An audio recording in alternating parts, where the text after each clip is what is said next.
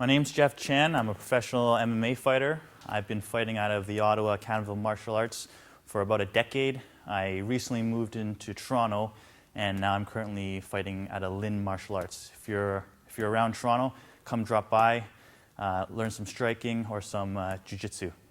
Okay, so today I'm going to show 3 types of low kicks.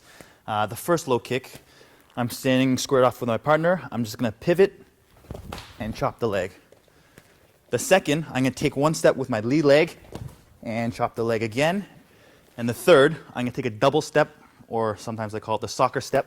I'm going to step with my back leg and then chop the leg. Today, though, I'm going to focus on the double step, so the third kick. I'm here, I take a step with my back leg and then my lead leg, and I get an angle. The way I like to, the analogy I like to use is imagine there's a big boulder right behind me, and it's going down a hill, and I'm running. I step out the way, and the boulder hits. So it's the same idea. I'm in front of my opponent. I run, I step, and then I chop the leg. So again, today we're going to focus on the double step low kick to the lead leg. I like to set it up with the left hook. Some people like to set it with a jab. I like to set it up with a cross as well. It doesn't matter. The point is, it's a distraction before we chop the leg. So just because it's a common use to use the left hook, I'm going to use the left hook, step, step, and chop the leg.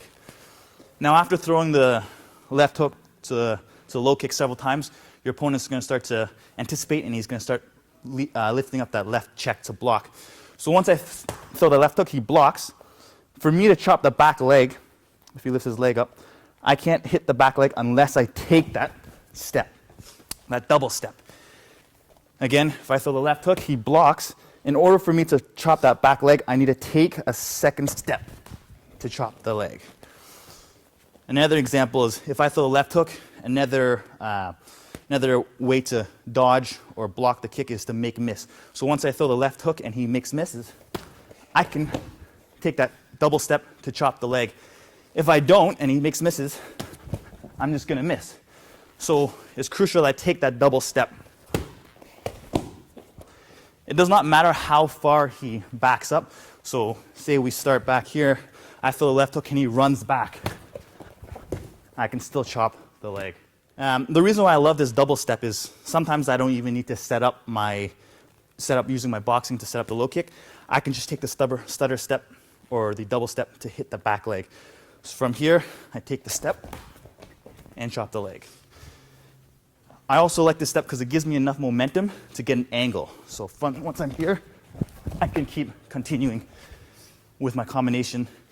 After I take that step, he has to now turn to me, and I have a split second of advantage. Another way I like to utilize this double step is to do a sweep. So the way I like to set it up is I like to set up with a strong cross to get my partner to turtle up. So again, I throw a strong cross, get him to turtle up. From now, I'm going to fake the cross, he's going to turtle, and then I'm going to do a sweep.